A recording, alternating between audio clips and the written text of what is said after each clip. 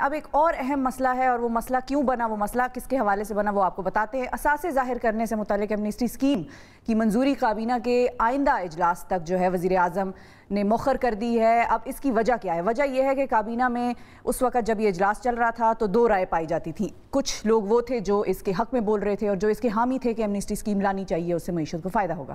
دوسرا جو گروپ تھا وہ یہ کہہ رہا تھا کہ اس سے کوئی فائدہ نہیں ہوگا، حالانکہ اور اس سے ہونا کیا ہے، اس سے نقصان ہوگا۔ جب اگلے الیکشن آئیں گے تو آپ کے جو مخالف ہیں وہ آپ کے خلاف اس ایمنسٹی اسکیم والا جو آپ نے یہ ڈیسیجن لیا ہوگا اس کو استعمال کریں گے اس وقت۔ اب ان سے اس بات پہ سوال یہ اٹھتا ہے کہ ایمنسٹی اسکیم سے ہمیں کیا فائدہ ہوا ہے ماضی میں جو اب ہوگا، یا اگر پہلے سے ڈیسیجن نہیں لیا ہوتا تو پھر اعلان کر کے کیوں پوری قوم کو اور جو معیشت کی صورتحال ہے اس کو مزید ڈگمگانے کے لیے چھوڑ دیتے ہیں۔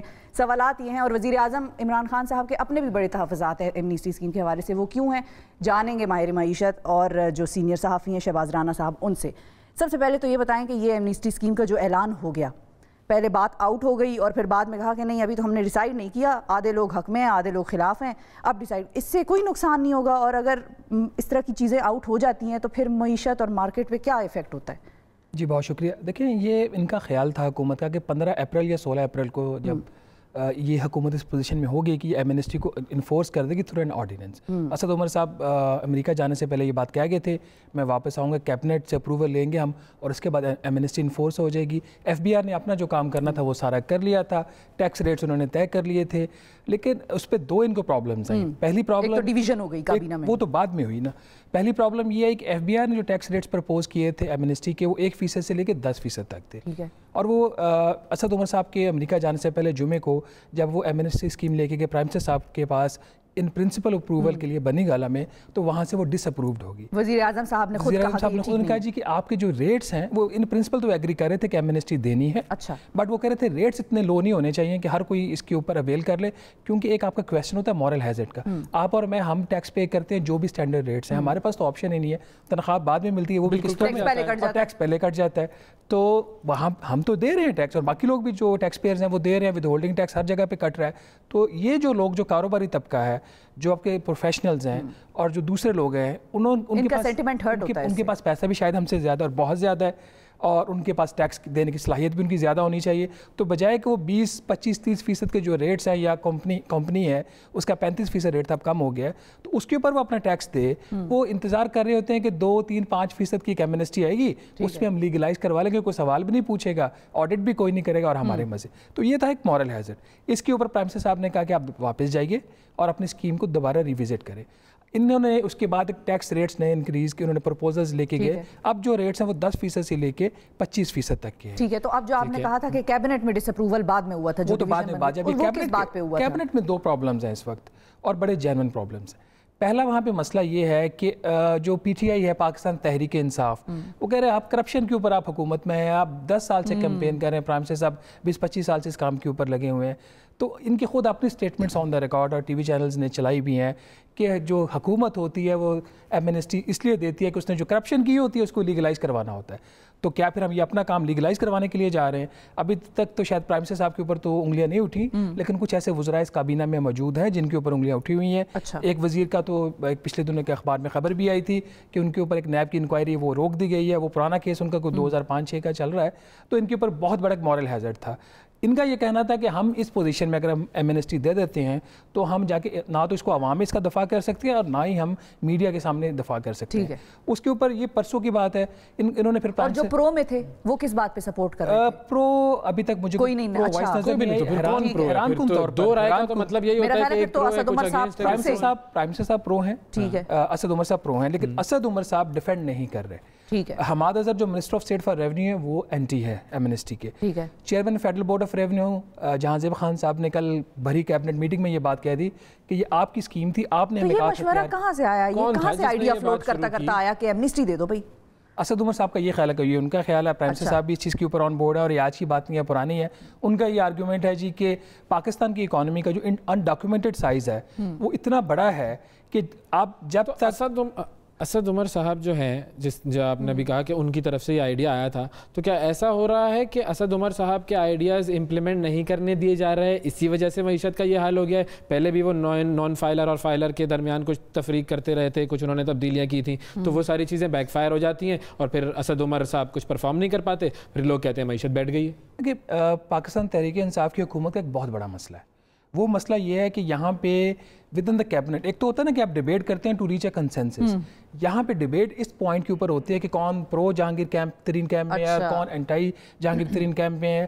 ابھی تک جو اپوزیشن آ رہی ہے، جو لوگ زیادہ بولے ہیں، دو طرح کے لوگ کیبنٹ میں بولے، ایک تو جنرلی بولے ہیں جیسے مراد سعید صاحب ہیں، فیصل واڈا صاحب ہیں، باقی جو منسٹرز ہیں ان کا یہ خیال ہے کہ ہم یہی ڈیفینڈ کر سکتے۔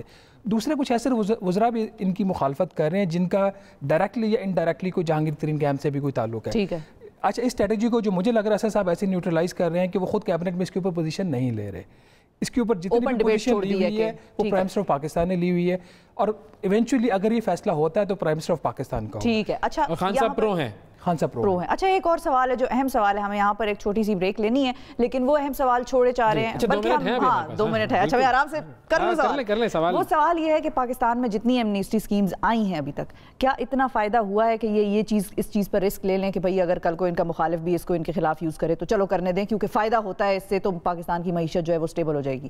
اگر تو فائدہ نہیں ہوا تو پھر کیوں؟ اس کے 2 جوابات ہیں۔ ٹھیک ہے، آپ دے دیں، کھل کے دیتے ہیں۔ میری ذاتی رائے یہ ہے کہ اگر آج آپ یہ اسکیم دیتے ہیں تو میں اس کی مخالفت میں ہوں۔ اچھا، اگر آج سے 1 سال بعد آپ یہ اسکیم دیتے ہیں اور اس سے پہلے 4-5 بڑے اقدامات آپ کر لیتے ہیں تو پھر شاید دے دیں۔ اس کی وجہ کیا ہے؟ اس ملک میں منی لانڈرنگ لیگلائز تھی اور آج بھی ہے، اب تھوڑا سا FATF کی وجہ سے ہم وہ چیزوں کو ٹائٹ کر رہے ہیں۔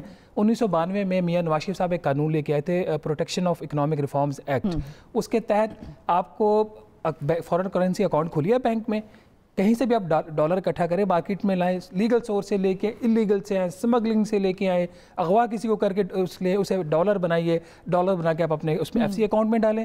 نہ آپ سے اسٹیٹ بینک آف پاکستان پوچھ سکتا ہے، نہ آپ سے فیڈرل بورڈ آف ریونیو پوچھ سکتا ہے، نہ آپ سے کوئی اور سوال پوچھ سکتا ہے۔ وہ ڈالر آپ اکاؤنٹ میں ڈالیے، چاہے وہاں پہ رکھیے، چاہے آپ ملک سے باہر لے جائیے۔ لیکن میں تو ویسے یہ پوچھ رہی ہوں کہ ماضی میں جو آخری ایمنیسٹی اسکیم تھی دیکھیں اس میں کتنا، کوئی اگر نمبر ہمیں آپ بتا سکتے ہیں؟ لاسٹ جو ٹیکس ایمنیسٹی اسکیم تھی 83,000 نے اسے بینیفٹ لیا تھا۔ اچھا، اس کا تقریباً 25 کھرب روپے کا جو کالا دھن، نہیں کالا دھن 25 کھرب کا 2.5 ٹریلین روپے کا سفید ہوا تھا، اور 124 ارب روپے کا ریونیو آیا تھا۔ یہ 2018 والی اسکیم ہے جو نواز شریف صاحب کی آخری تھی۔ اچھا، سکسیسفل سمجھی جاتی ہے آج تک سب سے نواز شریف صاحب کے دور میں 5 ایمنیسٹی چار آئی ہیں، پریکٹیکلی 4، ٹھیک ہے، آن این ایوریج 4 آئی ہیں، سوری ٹوٹل 4 آئی ہیں، اور 4 میں سے جو سب سے سکسیسفل سمجھی جاتی ہے، جس کے اوپر سب سے زیادہ شور مچا تھا، وہ ٹریڈرز کی ٹیکس ایمنیسٹی اسکیم تھی۔ اس کے اوپر کہا گیا تھا 20 لاکھ جو وہ تاجر ہے وہ آپ کی اسکیم میں آنے کو تیار ہے، آپ کے نیٹ میں آنے کو۔ آپ کو پتہ کتنے آئے تھے؟ 9,900۔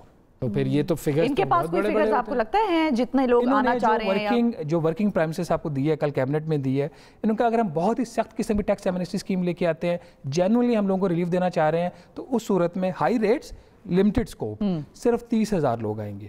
اگر ہم اس کو لبرل کر دیتے ہیں اور ریٹس کو لو کر دیتے ہیں تو 5 لاکھ افراد تک آپ کی اسکیم میں آ سکتے ہیں۔ اچھا، تو آج 2 بجے میٹنگ ہے؟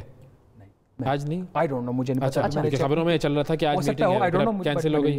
وہ تو کل کیبنٹ دیکھیں، اگر میٹنگ کوئی ہو بھی گی، اگر تو فیڈرل کیبنٹ کی میٹنگ ہے تو that is something else. پھر رات کیا تبدیلی ہوئی، کیا پرائم منسٹر صاحب نے کوشش کی، کیونکہ پرسوں بھی جو میٹنگ تھی اعلان اس کے بعد یہ تھا کنسلٹیٹو گروپ ملے گا، فیڈرل کیبنٹ نہیں ملے گی۔ پھر پرسوں رات کو اچانک کیبنٹ کی میٹنگ کال ہوئی تھی۔ اچھا، یہ بتائیں کہ ایک تو ڈیل کتنے کی ہوگی اگر ہوئی، یا کتنے کی ہماری ضرورت ہے جتنا ہم نے ان کو کہا ہے، اور دوسری چیز جو نان اکنامک کنڈیشنز ہیں، جس طرح کہ سی پیک کے لونز کی، آپ کا بھی بلکہ آرٹیکل تھا کہ سی پیک کے لونز کے حوالے سے انہوں نے تفتیش شروع کر دی، پوچھنا شروع کر دیا، پھر جو ہمارا نیوکلیئر پروگرام ہے اس کے بارے میں پوچھ گچھ کر رہے تھے، تو یہ ہمیں کہاں تک لے کر جائے گا؟ دیکھیں، جو پاکستان کی ضروریات ہیں غیر ملکی زر مبادلہ کی، وہ صرف IMF پورا نہیں کرتا۔ IMF کے پروگرام کا فائدہ یہ ہوتا ہے کہ جب IMF سے آپ ایگریمنٹ میں چلے جاتے ہیں، جو بجٹری سپورٹ ہے ورلڈ بینک سے، ایشین ڈیولپمنٹ بینک سے، وہ آپ کو ملنا شروع ہو جاتی ہے۔ اس کے بعد اگر آپ انٹرنیشنل کیپٹل مارکیٹس میں جاتے ہیں بانڈ فلوٹ کرنے کے لیے، تو اس کے اوپر جو شرح سود آپ کو دینی پڑتی ہے 1 سے 1.5% وہ کم ہوتی ہے اگر آپ IMF پروگرام میں ہوں، اگر چلے نہ جائیں تو اس سے زیادہ ہوتی ہے۔ تو اس کے 3-4 بڑے بڑے فائدے ہیں۔ اسد صاحب فرما رہے ہیں کوئی 7.5 سے 8 ارب ڈالر ہمیں IMF سے مل جائے گا، کوئی 7.5 ارب ڈالر ہمیں ورلڈ بینک دے گا۔ یہ 3 سال کا پروگرام ہے۔ اور تقریباً کوئی 6-6.5 ارب ڈالر ہمیں مل جائے گا ایشین ڈیولپمنٹ بینک سے. تو کوئی 22 ارب ڈالر کے پیکیج کی بات ہو رہی ہے, گراس پیکیج ہے یہ 3 سال فار 3 ایئر. اب دوسرا ایشو یہ ہے کہ آئی ایم ایف دیکھیں سی پیک کے اوپر ان کے جو کنسرنز ہیں اس کے اوپر آئی ایم ایف اپنے ایک آرٹیکل 4 کی رپورٹ میں اس کے اوپر بڑا کھل کے لکھ چکا ہے. نمبر 1.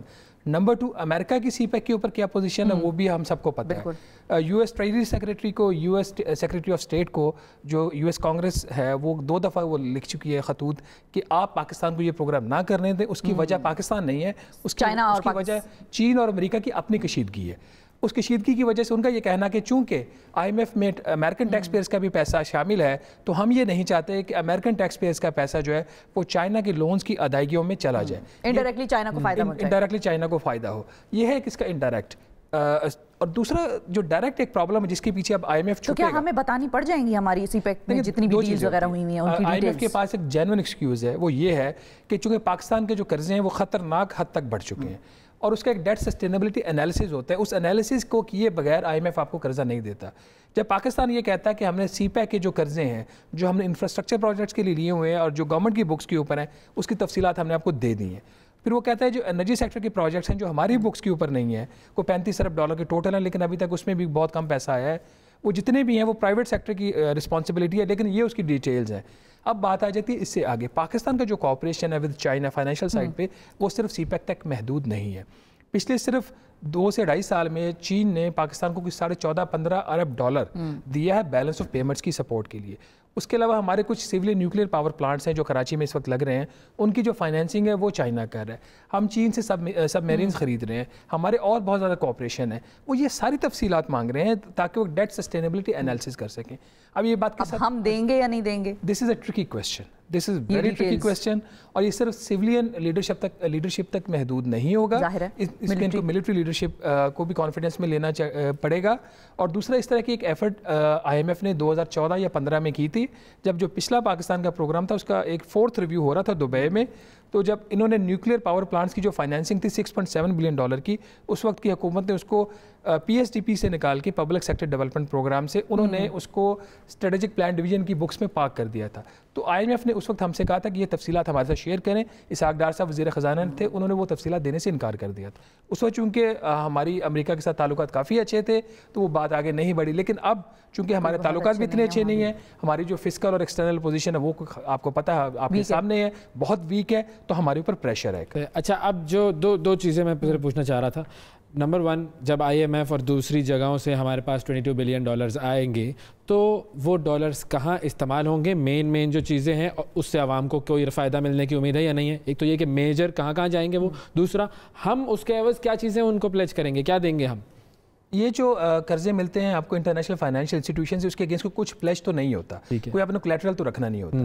اس کے اگینسٹ آپ کی شرائط ہوتی ہے جو آپ نے ماننا ہوتا ہے, وہ سخت شرائط ہوتی ہیں. اس کا نقصان ڈائریکٹلی بھی اور انڈائریکٹلی بھی دونوں صورتوں میں عوام کے اوپر آتا ہے. اگر آئی ایم ایف کا پروگرام ہو جاتا ہے تو آپ کو بجلی کی قیمتیں بڑھانی ہے, کم از کم 25% مزید بجلی کی قیمتوں میں بڑھانے کا ان کا مطالبہ ہے. گیس کی قیمتیں بڑھانی ہے آپ نے, عوام کا اس کا نقصان ہے. آپ کو جو ڈالر کی ویلیو, ابھی تو وہ اسد صاحب کہہ رہے ہیں اور اسٹیٹ بینک آف پاکستان بھی کہہ رہا ہے کہ جی وہ اس کی جو ویلیو تھی as per the economic fundamentals of Pakistan وہاں تک پہنچ گئی ہے. یہ جو 141 اور 42 کا ریٹ ہے یہ ٹھیک ہے, پروبیبلی شاید اس سے بھی اب بات آگے جائے گی. اگر آپ 6 سے 8% بھی سالانہ فردر ڈی ویلیویشن کرتے ہیں تو اس کا اچھا خاصا امپیکٹ آتا ہے. کہاں تک جانے کی امکان ہو سکتا ہے ڈالر کا؟ پھر ڈالر تو کہیں پہ بھی جا سکتا ہے. دیکھیں آپ اگر مانگے تانگے کے ریزرو آپ نے وہ سے سارے ریزروز بلڈ کیے ہوئے ہیں, کل یہ ریزروز پھر نیچے گرنا شروع کر دیتے ہیں, تو پھر آپ کی جو درآمدات کا بل ہے وہ پھر بڑھنا شروع ہو جاتا ہے, آپ کی ایکسپورٹس نہیں بڑھتی, آپ کی فورن ریمیٹنسز کے اوپر امپیکٹ آتا ہے. یہ سارے وہ فنڈامنٹل ہیں جس کی وجہ سے آپ کا جو ایکسچینج ریٹ انڈر پریشر آ جاتا ہے. دوسرا جو سب سے بڑا مسئلہ جسے عوام تنگ ہوں گے, آپ اور میں بھی تنگ ہوں گے, ہم سیلریڈ لوگ ہیں, وہ ہے ٹیکسیشن کے اوپر. آئی ایم ایف جو پاکستان کو ٹیکس کا ٹارگٹ رکھنے کا کہہ رہا ہے اگلے سال کا, وہ اتنا زیادہ ہے کہ پاکستان وہ کر نہیں سکتا. اس کی صرف ایک ہی آپشن ہے کہ اتنے زیادہ ٹیکسز لگا دو تو پھر یہ آپ کر سکتے ہیں. دنیا میں کوئی ایسا ملک رہا ہے جس کی ایگزامپل آپ مجھے دے سکیں کہ یہ 3 ممالک ہیں جنہوں نے آئی ایم ایف کا پروگرام لیا, 3 سال تک انہوں نے آئی ایم ایف کے پروگرام کو چلایا اور اس کے بعد زندگی بھر کے لیے معاملہ سیٹ ہو گیا؟ کوئی ایگزامپل ایسی دے سکتے ہیں مجھے؟ ہم صحافیوں کے اوپر سب سے بڑی تنقید پتہ کیا ہوتی ہے, ہم بری خبر پک کرتے ہیں.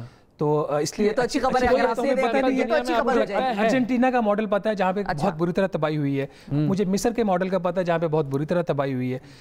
ملیشیا کے جب پرائم منسٹر پاکستان آئے ہوئے تھے کچھ ہفتے پہلے, تو انہوں نے کہا کہ جب 1996-97 کا جب وہ ایسٹ ایشین کرائسس آیا تھا تو انہوں نے کہا جی ہمیں ایڈوائز کیا گیا from the World Bank and the I M F to devalue the currency. انہوں نے کہا جی اللہ حافظ, ہم نے کرنسی ڈی ویلیو نہیں کرنی, اپنا ملک خود چلانا ہے, کہ ہم نے ان کو خدا حافظ کہا اور ہم اس کے بعد ٹھیک ہو گئے.